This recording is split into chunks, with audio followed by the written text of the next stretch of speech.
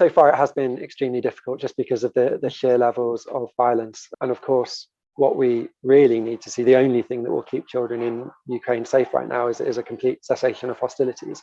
In terms of the share of where refugees are going from Ukraine at the moment, we're looking at, I think, more than 3.5 million people have fled the country in just about 3.5 weeks.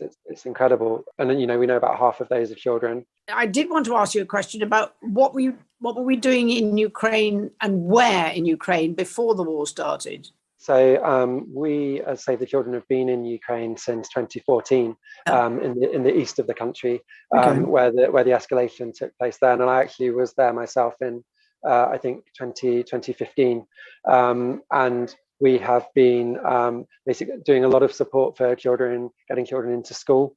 I remember when I visited, I went to a school that had actually been hit by an attack in eastern Ukraine, and it's really heartbreaking to see that here we are, 6, 7, 8 years later, and things have only got worse when it comes to attacks on schools.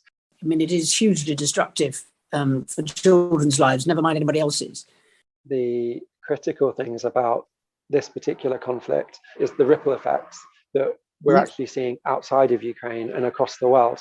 It's incredible. 90% of the wheat that is imported into Somalia and Kenya comes from Russia and Ukraine right now. The levels of hunger in the world right now, the levels of conflict, I think 450 million children are going up in conflict right now. Just this month, we've seen the 11th anniversary of the war in Syria, the anniversary of the war in Yemen.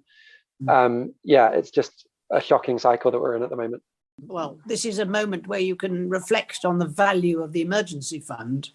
Absolutely. I mean, it's our Children's Emergency Fund, which allows us to respond to emergencies immediately as and when they happen, wherever they happen in the world, because we have, a pool of money ready to go. It's critical in allowing Save the Children to scale up.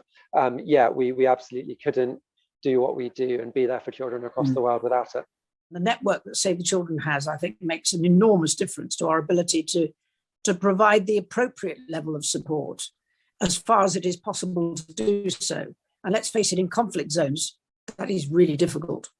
The reason we're able to do that is due to the network, the presence in more than 100 countries, and the incredible ongoing work of colleagues in Romania and in Ukraine who are there every day, even when the global spotlight isn't on what's happening in that country.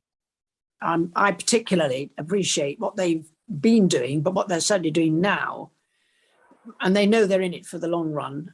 So thank you very much indeed for that. Yeah, it's been a privilege. Thank you so much for your time today. We really appreciate it. Thank you.